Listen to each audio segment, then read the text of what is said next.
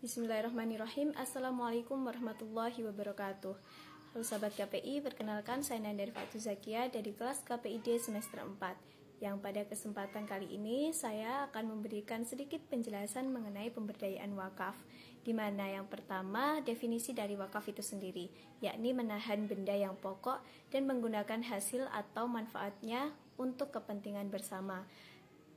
Dalam definisi itu sendiri, dalam hadis riwayat Ibnu Umar radhiyallahu an menjelaskan, Umar radhiyallahu anhu mengatakan telah memperoleh bagian tanah di Khaybar.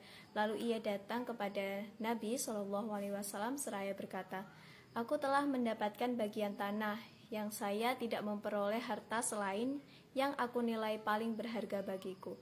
Maka Umar meminta pendapat Nabi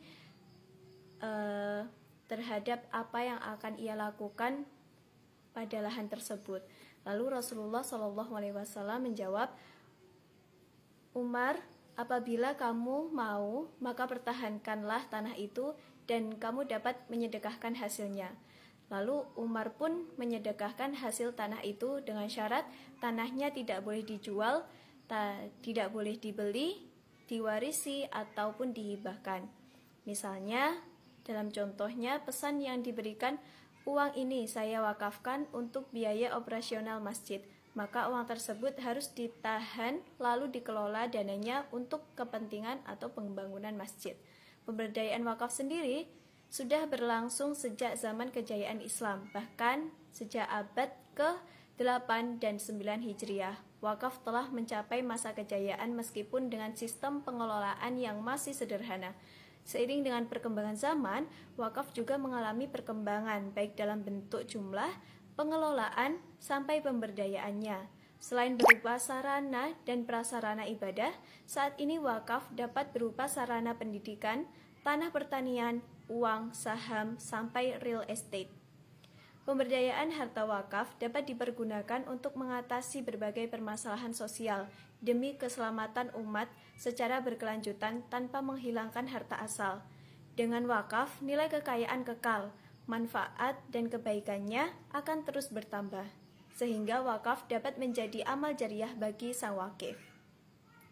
Wakaf dilaksanakan dengan memenuhi unsur-unsur wakaf yang terdiri atas wakif, nazir, harta benda hanya dapat diwakafkan, ikrar wakaf, peruntukan harta benda wakaf, dan jangka waktu wakaf.